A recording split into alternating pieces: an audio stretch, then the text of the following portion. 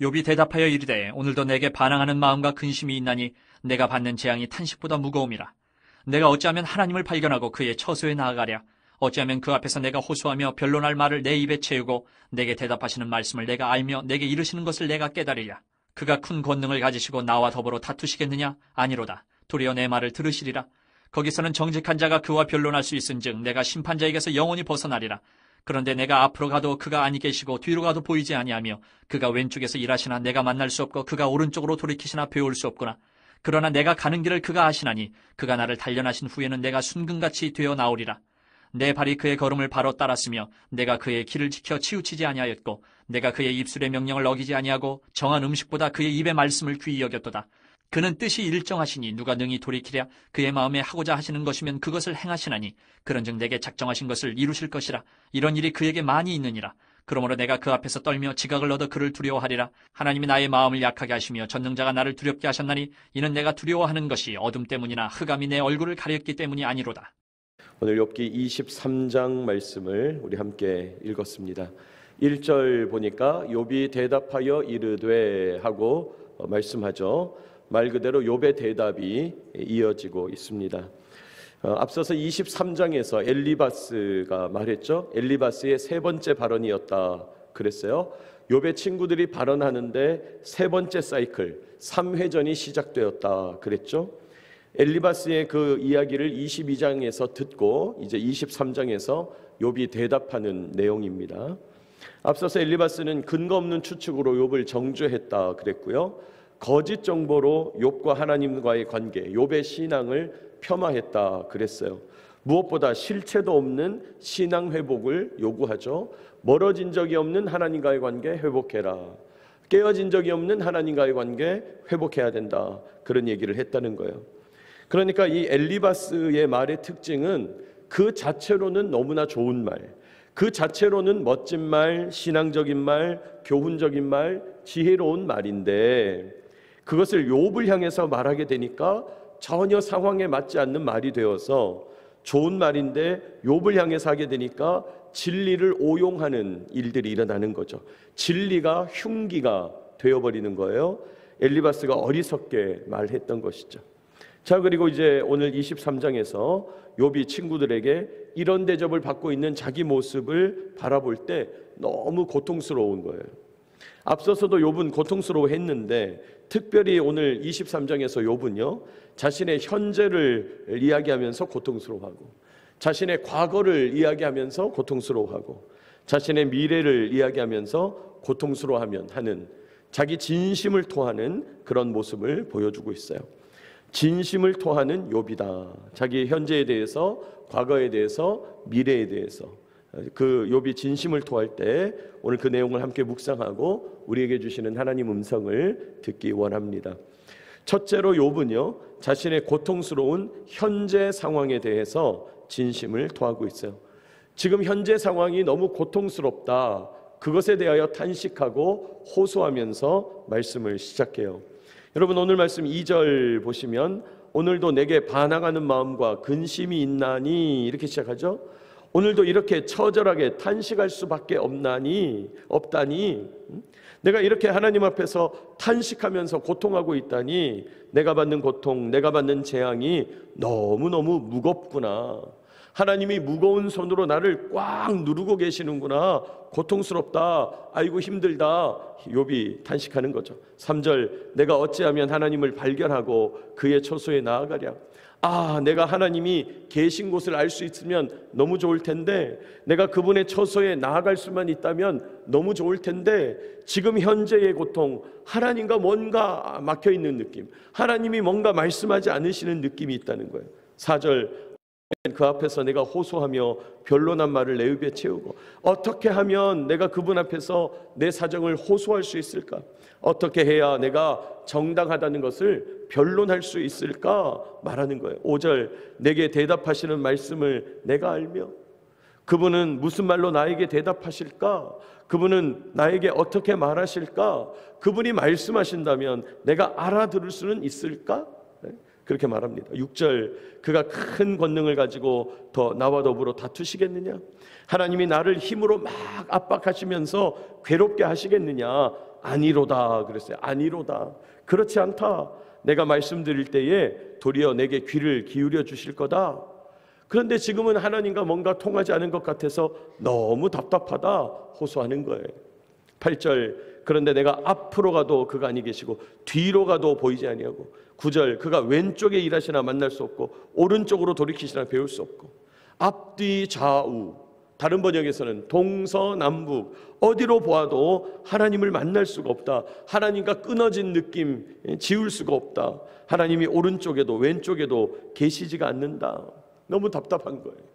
자, 그런데 10절 그러나 내가 가는 길을 그가 아시나니 그가 단련하신 후에는 내가 순금같이 나오리라. 그러나 나는 안다는 거예요. 그러나 나는 하나님을 신뢰한다는 겁니다. 무슨 말이에요? 지금은 내가 그분 하나님과 끊어져 있는 것 같은 고통 속에 있지만은 하나님이 내가 가는 길, 그리고 내가 이전에 걸어왔던 길, 그리고 앞으로 내가 갈 길을 하나님이 아신다는 거예요. 하나님이 아신다. 분명한 것은 지금 나의 고통, 지금 현재 나의 상황 하나님의 단련일 것이다. 훈련일 것이다. 하나님의 담금질일 것이다. 하나님이 채찍질, 사랑으로 채찍질하시는 그런 것이다. 이렇게 선포하고 있는 거예요. 그러면 나중에 어떻게 되느냐? 이후에는 내가 순금이 되어서 나올 것이다. 여러분이 23장 10절 말씀 우리가 암송구절로도 많이 하는 욥의 위대한 고백 아닙니까? 지금까지 욥이 한 말을 통틀어서 하나님 앞에서 자신의 답답함을 토하면서 그러나 자기의 기도 제목, 그러나 자기의 희망, 하나님께서 단련하신 후에는 내가 순금처럼 되어서 나오게 될 것이다. 그렇게 말하는 거예요. 여러분, 욥은 지금 2절부터 10절까지 지금 현재 자신의 답답한 상황을 탄식하는 거죠. 이거 분명히 하나님께서 치시는 건데, 이 재앙 분명히 하나님께서 주시는 게 맞는데 왜 주시는 거지? 알 수가 없는 거예요. 하나님 왜 그렇습니까? 대답이 없는 것 같아요. 이유를 모르겠다. 고통스럽다는 거예요. 여러분, 욥이 몸이 고달파서도 고통스럽고 가진 것을 잃어버려서도 고통스럽지만 사실 욥의 진짜 고통은 하나님께서 자신에게 주시는 고난의 이유를 모르겠어서 고통스러운 거죠. 지금 욥이 현재 상황을 놓고 너무나 고통스러워합니다. 진심을 토합니다. 주님 왜입니까? 주님 왜 지금 나에게 이런 고통이 있습니까? 왜 지금 하나님을 뵙지 못하고 하나님과 연결되지 못하고 하나님께 두드려도 아무 응답이 없습니까? 왜 그렇습니까? 욥이 진심을 토하고 있다는 거예요. 사랑하는 여러분, 오늘도 우리가 욥과 같이 오늘의 나, 현재의 나의 상황을 진실하게 하나님께 아뢰게 되시기를 축복합니다. 욥은 지금 자신의 어려운 것을 하나님께 토하잖아요. 하나님이 뭔가 응답하지 않으신 것 같은데, 연결이 안 되는 것 같은데, 응답이 없는 것 같은데도 그러나 하나님 앞에 자기 고통을 탄식합니다. 자기 고통 상황을 세밀하게 토하고 있어요.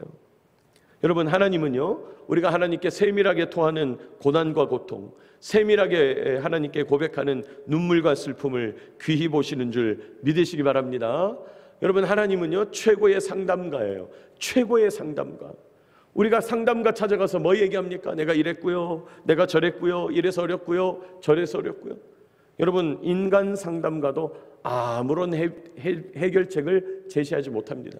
인간 상담가, 여러분, 일반 상담의 원칙은요 해결책을 제시하면 안 되는 거예요. 그냥 들어만 주는 거예요. 아니, 우리가 들어만 주는데도 돈 내고 가서 얘기하잖아요. 그러나 우리 하나님께는 그런 거 필요 없다는 거죠. 물질이 필요 없다는 거죠. 그저 언제나 하나님께 나아가서 토해낼 수 있다는 겁니다. 여러분, 그 유명한 시편의 말씀 51편 17절, 하나님께서 구하시는 제사는 상한 심령이라 하나님이여 상하고 통회하는 마음을 주께서 멸시하지 아니하시리이다.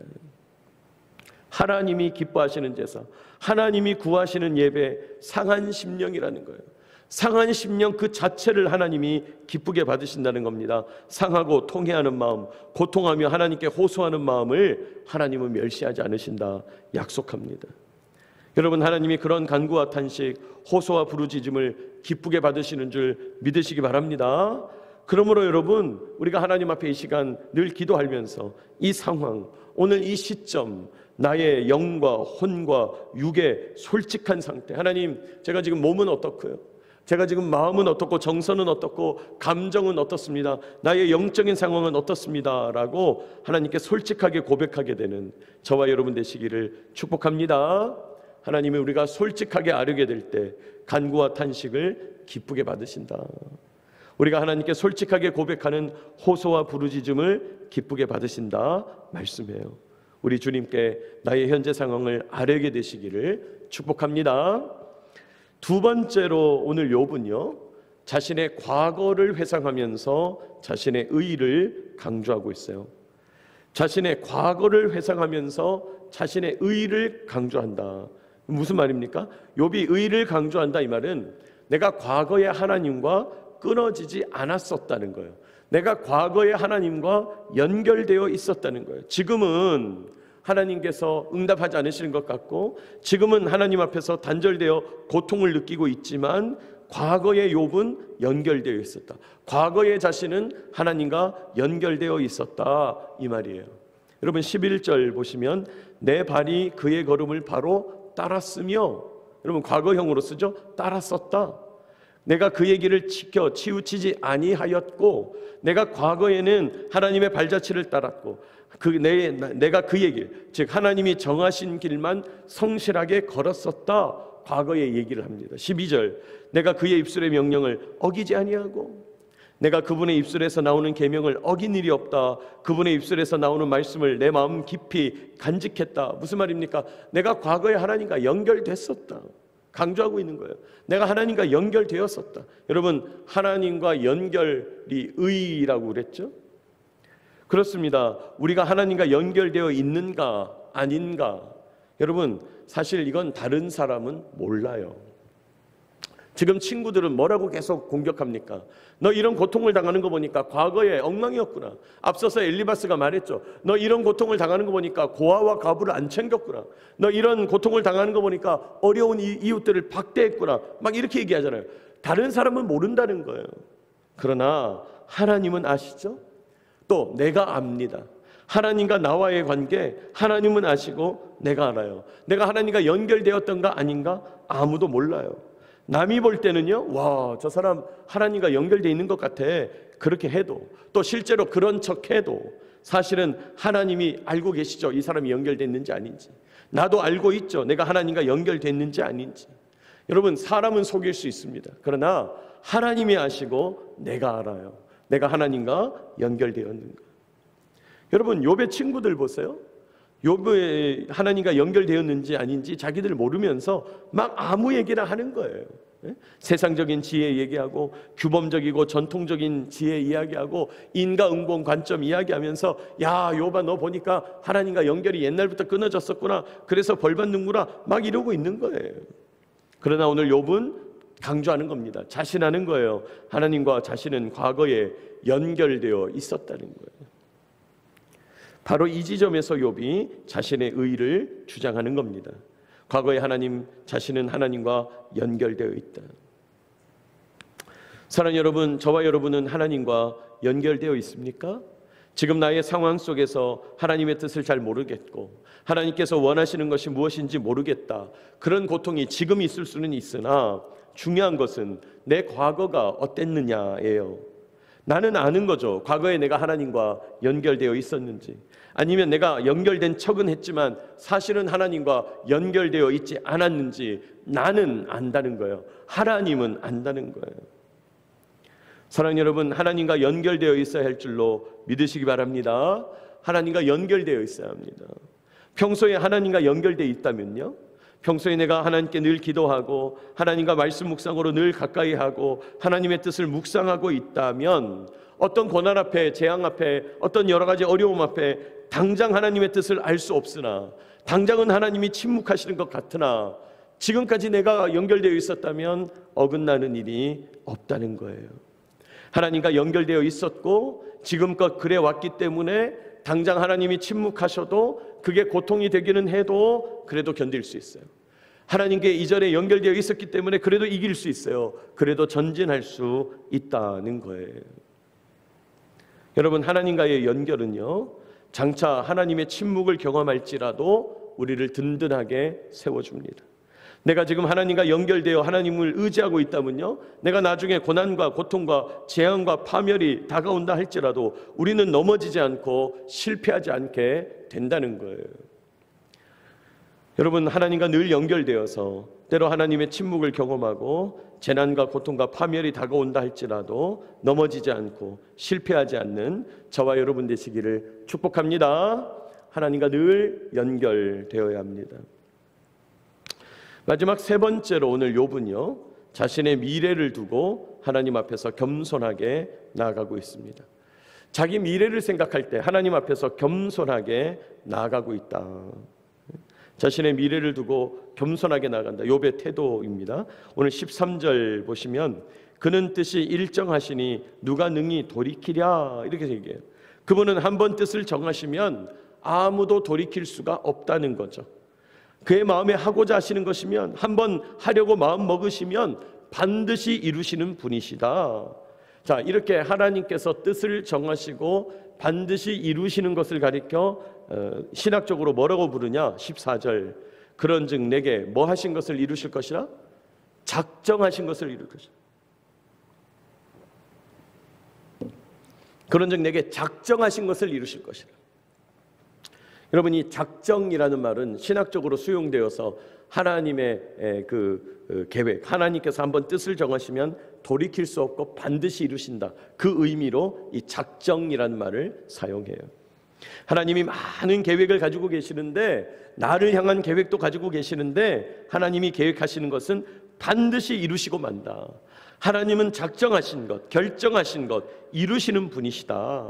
15절. 그러므로 내가 그 앞에서 떨며 지각을 얻어 그를 두려워하니까.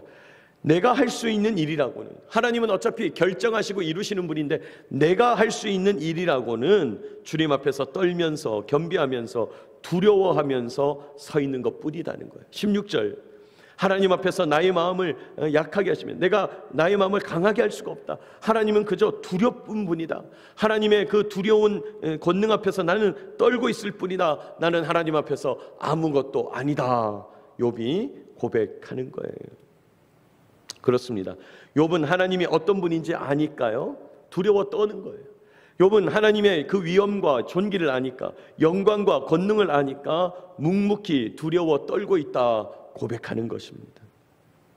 전능하신 하나님 앞에서 자기가 할 수 있는 일은 앞으로 하나님께서 계획을 이루실 것이니, 작정하신 그 일을 이루실 것이니 하나님 앞에서 두려워 떠는 것밖에 없어요. 하나님의 위대하심을 고백하는 수밖에 없다는 거예요. 여러분, 참 그렇습니다. 우리가 욥기를 통해서 얻게 되는 교훈, 욥기를 통해서 도달하는 결론이 뭐냐면, 그런즉 하나님이 내게 작정하신 것을 이루실 것이다, 이 말이에요. 그런즉 하나님이 내게 작정하신 것을 이루실 것이다, 하나님이 결정하신 것을 이루실 것이다는 고백. 하나님께서 모든 것을 결정하신다, 하나님이 내리시는 결정은 모두 옳다, 이런 고백이에요. 여러분, 때로 내 머리로 이해가 안 되어도, 때로 내 생각과 배치가 되어도, 때로는 내 지혜로 해석이 안 되어도, 그럼에도 우리는 우리의 고집, 우리의 생각, 우리의 관점을 넘어서 하나님이 결정하신 모든 것은 옳다고 고백해야 돼요.